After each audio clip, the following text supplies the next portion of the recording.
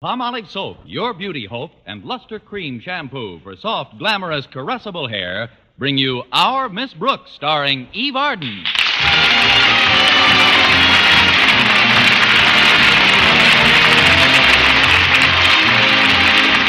many people, Friday the 13th brings a feeling of impending misfortune. But our Miss Brooks, who teaches English at Madison High School, doesn't believe in such superstition. No, indeed.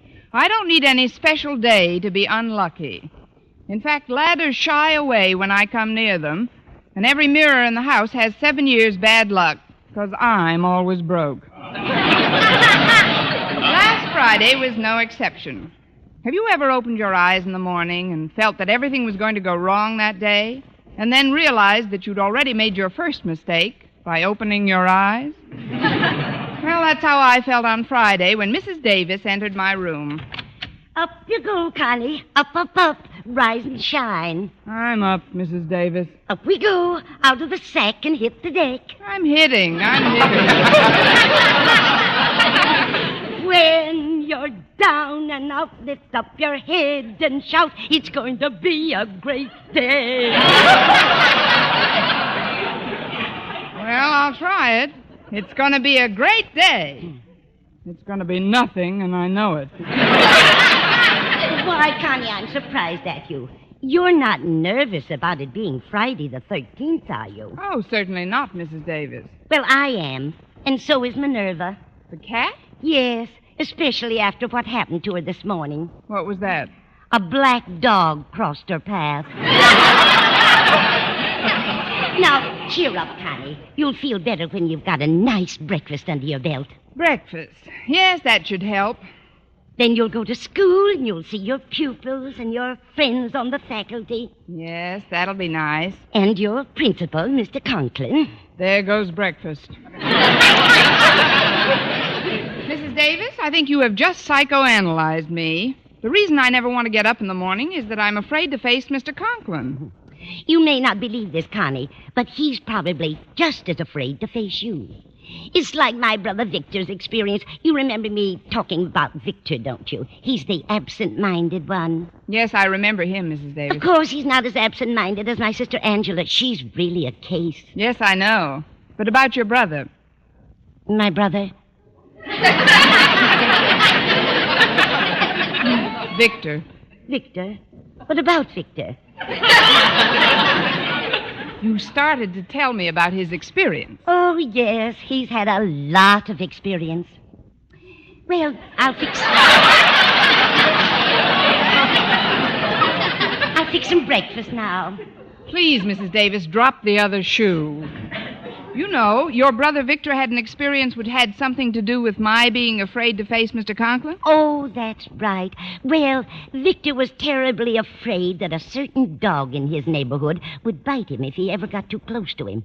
But the psychiatrist who took care of Victor explained that the dog was probably afraid that Victor was going to kick him. And? After a couple of months with a psychiatrist, my brother went right into that dog's yard, and they stayed there together for over an hour. Really? What did they do? They just stood around biting and kicking each other. Fortunately, a policeman came by and stopped it. Yes, that was fortunate. Your brother probably couldn't have taken much more of that kicking. But, Mrs. Davis, I'm afraid my trouble with Mr. Conklin isn't merely psychological.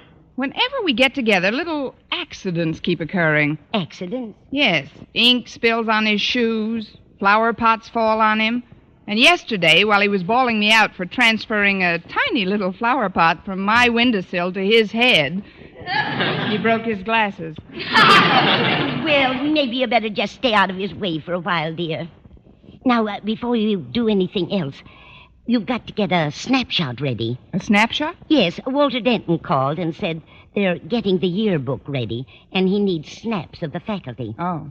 Now, I've brought in your album, and we'll pick out a nice picture together. Fine. Now, let's see. Where's a nice one of you, Connie? You want to sit on the edge of the bed? Oh, yes, I'll just sit on the edge of the bed, if I may. Oh, now let's see. Where is a nice one of you, Connie? Connie, how did you get down there on the floor? I just came down with the mattress. Mrs. Davis, this is the second time this bed has collapsed, and you've got to do something about it. I will, Connie. I'll see that you get lighter pillow slips. Now, you'd better get up and get dressed, and we can look over the album at breakfast. All right, Mrs. Davis. Watch those springs, Connie. They still have plenty of life in them. Connie, where are you now? You were right about those springs, Mrs. Davis. I'm in the shower.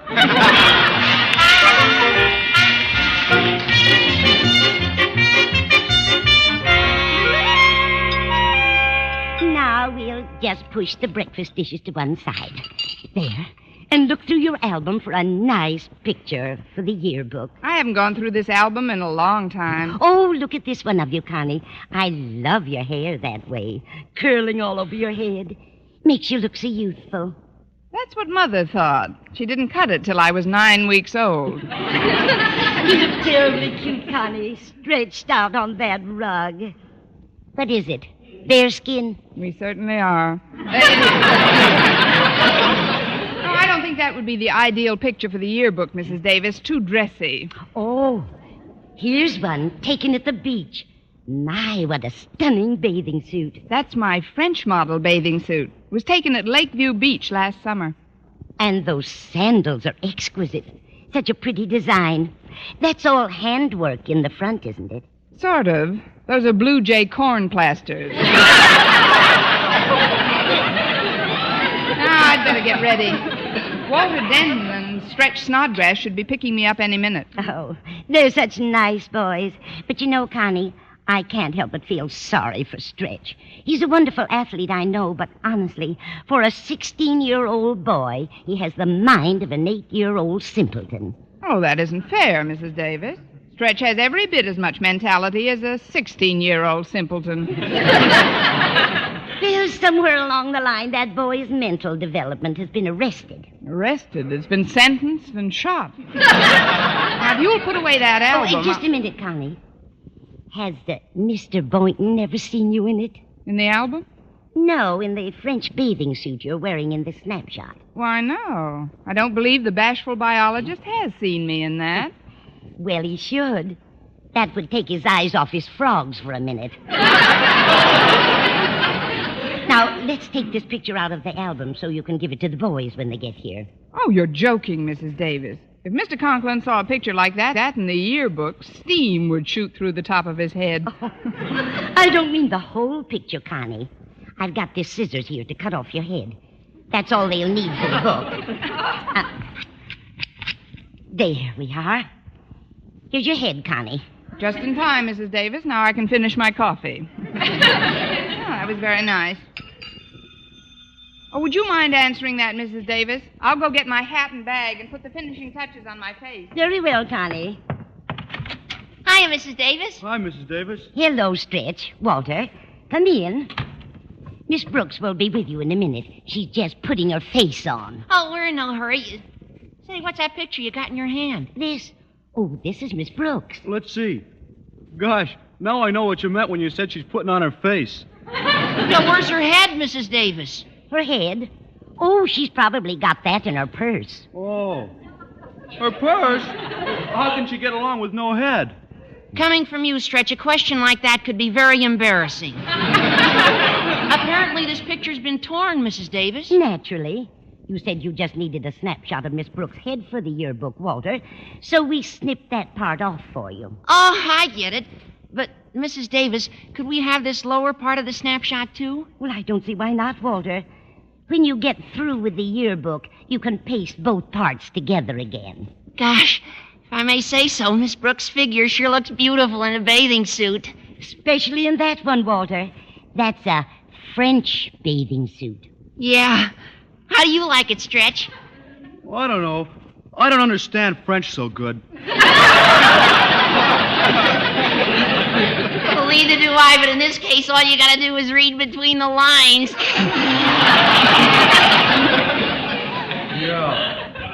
Yeah. Want me to carry the snapshot for you, Walter? Oh, no, thanks, Stretch. It's not heavy. Well, I see I have 2 chauffeurs today. Hello, boys. Hi, Miss Brooks. Oh, Stretch picked me up today on account of I had a little trouble with my clutch. What kind of trouble, Walter? I lost it. You lost your clutch? Oh, yes, ma'am, but I'll find it all right. It can't be much more than a block away from where the emergency brake fell off. And that's probably just a stone's throw from the motor. Oh, before I forget, here's the snapshot for the yearbook. Snapshot of who? Oh, this is your face. Oh, thanks, Miss Brooks. Well, we better be going if we're going. Yes, it's getting late. Now, remember what I told you, Connie.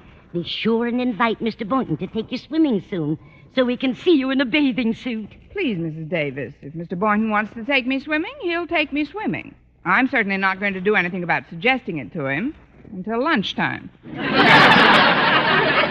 Well, we better step on it. We got to pick up Mr. Conklin on the way to school. Mr. Conklin? Yeah. Harriet called me and told me that her mother had to take their car downtown early this morning, and she was counting on me to pick them up. But if I'd known that, I would have gone to school on my pogo stick. So would I have. But we can't let Walter down now, Miss Brooks. Besides, Mr. Conklin isn't so bad. For all we know, he's just as nervous about us as we are about him. Stretch, you're not related to Mrs. Davis's brother Victor, are you? No, I guess you just take from the same psychiatrist.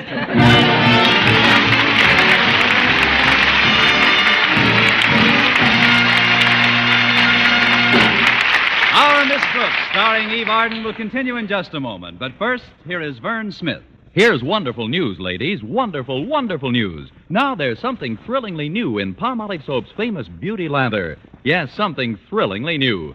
Palmolive's famous Beauty Lather now brings you new fragrance, new charm, new allure. Millions of women will prefer Beauty Lather Palmolive over all other leading toilet soaps the minute they try it. For Palmolive Soap's famous Beauty Lather now has a new, clean, flower-fresh fragrance for new allure, new charm. So, ladies, forget all other beauty care and use Palmolive Soap the way doctors advised for a lovelier complexion. Just stop improper cleansing and instead wash your face with Palmolive Soap 3 times a day, massaging Palmolive's wonderful Beauty Lather onto your skin for 60 seconds each time to get its full beautifying effect. Then rinse. That's all. All types of skin, young, older, oily, respond to it quickly. Don't wait another day to try Palmolive's Beauty Lather. You'll be thrilled by its new fragrance, new charm, new allure. Thrilled again by the fresher, brighter complexion doctors prove may soon be yours. For new loveliness all over, use big bath-size Palmolive in tub or shower.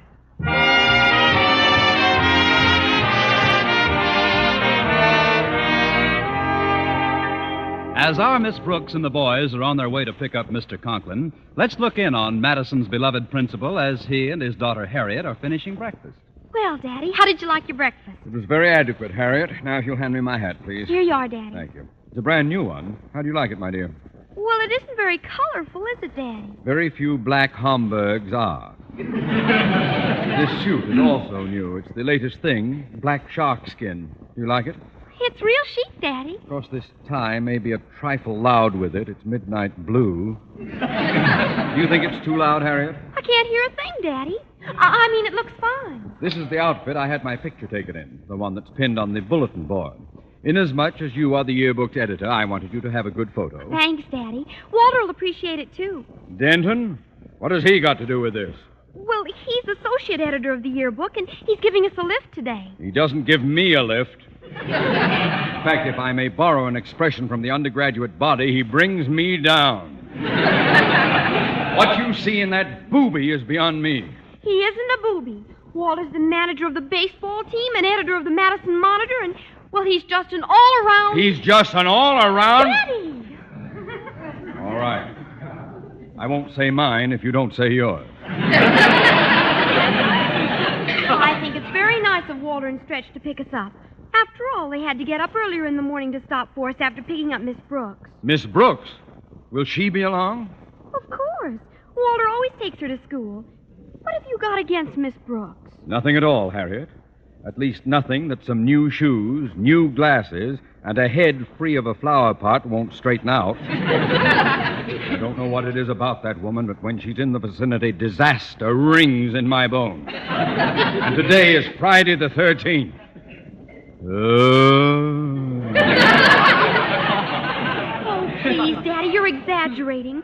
Miss Brooks is probably just as nervous about facing you as you are about facing her. I doubt it. I wish we could get to school some other way. If only it wasn't so late. Oh, well, they lifted the Berlin blockade. Maybe there's hope for me.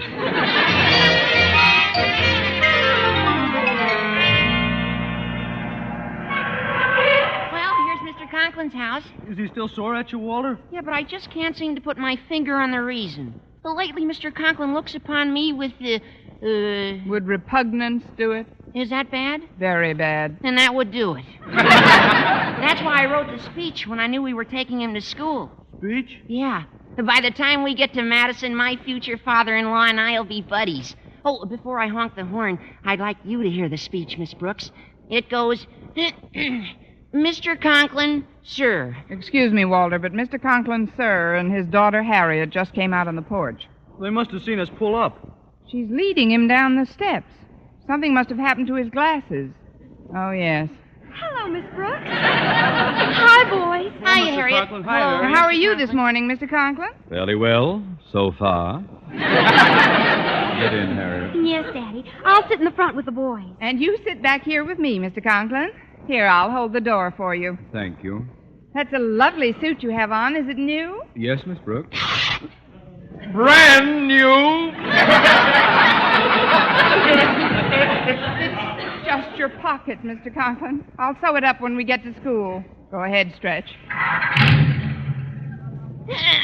Mr. Conklin, sir. Shut up, you boob.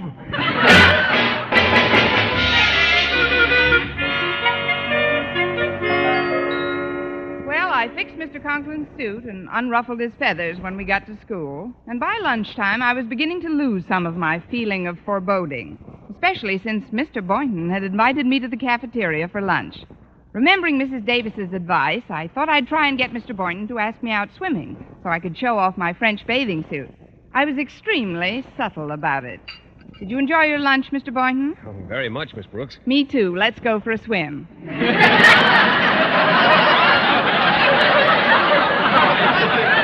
Swim? Isn't it a little early for that sort of thing? Well, we could wait till after school. It'll be later then. I mean, early in the year. It's still quite brisk out. Oh, once you get in, the water's warm. Especially at Lakeview Beach. That's only an hour's drive from here. No, I'm afraid I don't care much for beaches, Miss Brooks. They're bad for my sinus trouble. Oh. I like swimming in a pool, though. Wonderful, Mr. Boynton. Let's go for a swim in your pool. I'm afraid that's impossible, Miss Brooks. My pool's at the YMCA. I guess it would alter their routine a bit if I were to walk in there. Oh, I know what we might do. Work on your lawn for a while. I don't have any lawn, Miss Brooks. I live in a bachelor apartment. All I've got's a window box. Perfect. That's just what we'll do. What's just what we'll do? We'll put on bathing suits and water your window box.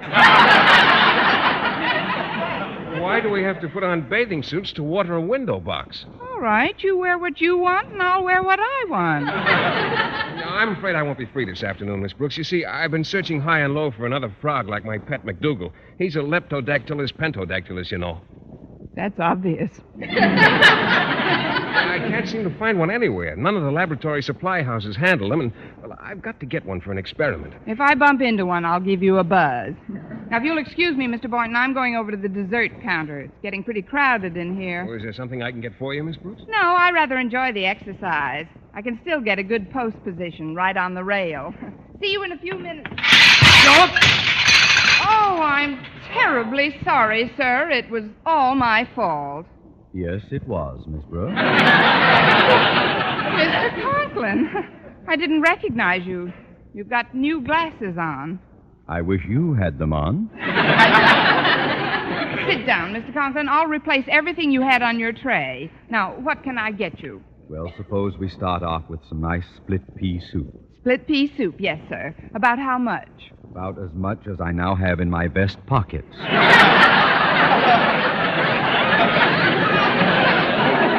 And Miss Brooks, after you've served me and before you go back to your classroom, stop at the bulletin board, will you? The bulletin board? Yes. There's a picture of me on it, and I'd like you to see just how this suit looked before I met you.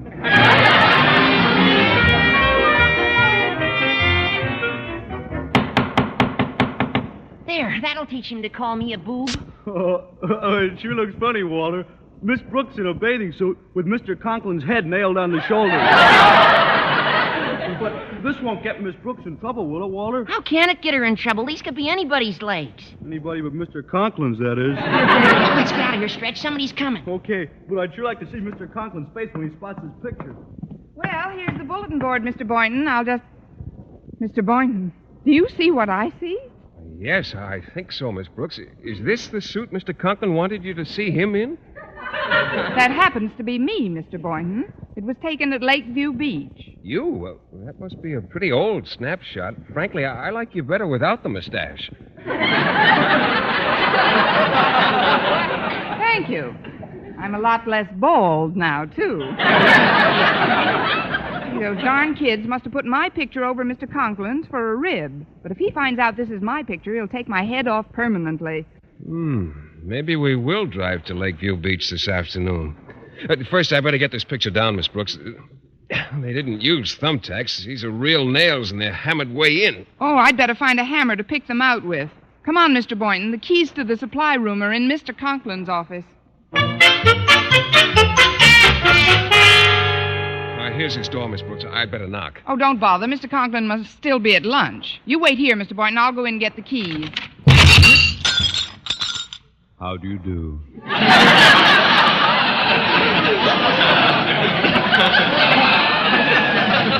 I was just coming in, Mr. Conklin.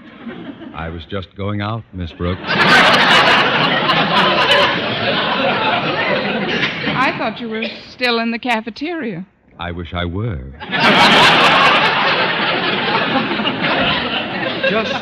Just for a moment, gaze upon me. Yes, sir. It will be evident even to you that by banging the door in my face, you have broken my glasses. The regrettable fact remains, however, that even without my glasses, I can still see you. I just wanted to get a hammer, Mr. Conklin. A hammer? You've done a splendid job without a hammer.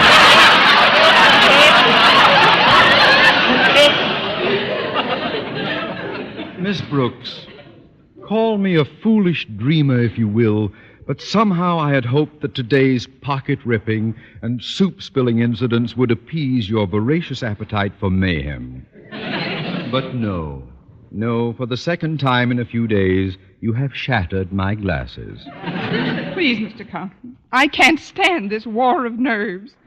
If you hold me responsible for those accidents, why are you so restrained? You've got high blood pressure. Use it.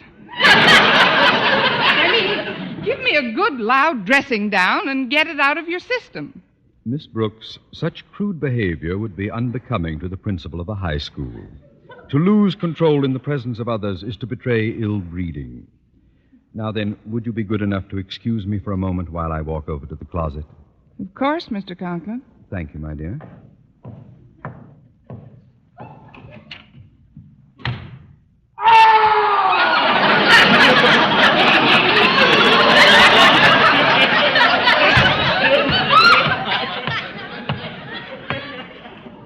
I feel much better now. And here, I found a hammer in the closet. You may have it, Miss Brooks. Oh, thank you, Mr. Conklin. I'll just take this. I'm sorry I dropped the hammer on your foot, Mr. Conklin. That's all right. I have another foot.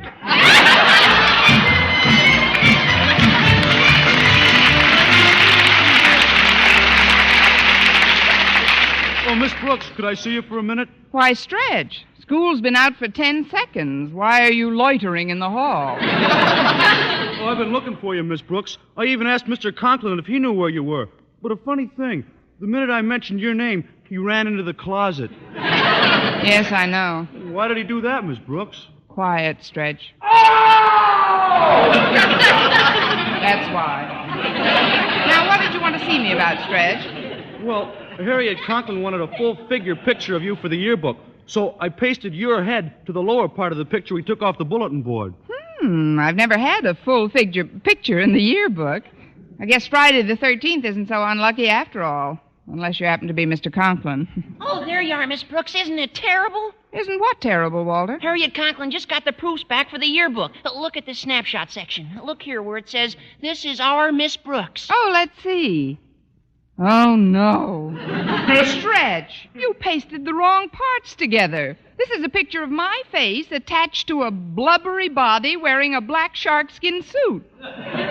Gee, maybe there is something to Friday the 13th. Oh, it's an awful break, Miss Brooks. Every teacher and student at Madison will see this. You'll be the laughing stock of the whole school. Gosh, I wouldn't blame you if you bursted out crying. Not me, boys. To lose control in the presence of others is to betray ill breeding. Will you excuse me a minute? And now, Miss Brooks? I just want to borrow your closet, Mr. Conklin.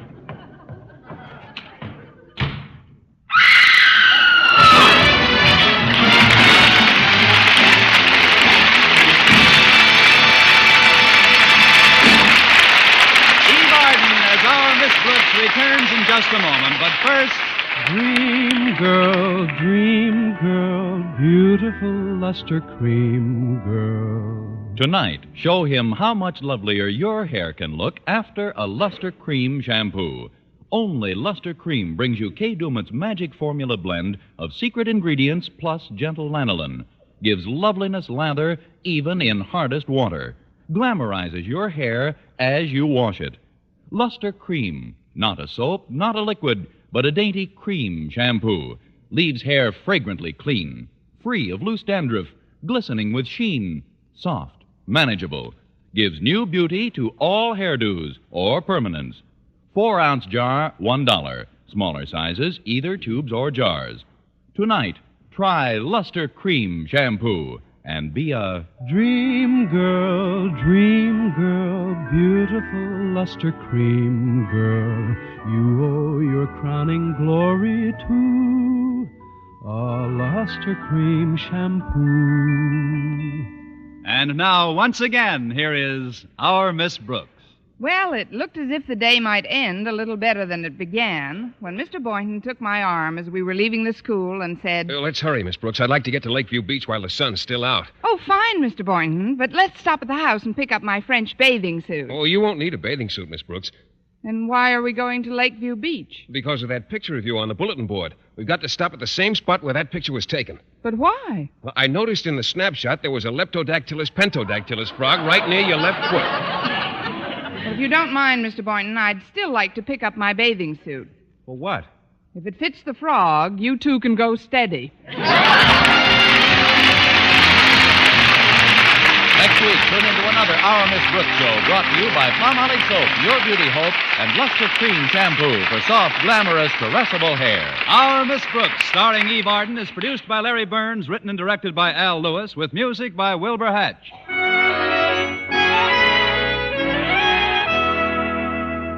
Here's good shaving news. 3 men out of every 4 can get more comfortable, actually smoother shaves with Palmolive Brushless Shaving Cream. This is not just a claim. Here's the proof. 1,297 men tried the Palmolive brushless way to shave described on the tube. And no matter how they shaved before, 3 men out of every 4 got more comfortable, actually smoother shaves. Try Palmolive brushless yourself. See if you don't get more comfortable, actually smoother shaves the proved Palmolive brushless way. For mystery liberally sprinkled with laughs, listen to Mr. and Mrs. North, the exciting, fun-packed adventures of an amateur detective and his beautiful wife.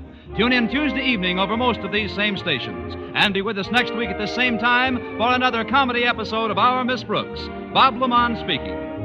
Stay tuned now for Life with Luigi, which follows over most of these stations. This is CBS, the Columbia Broadcasting System.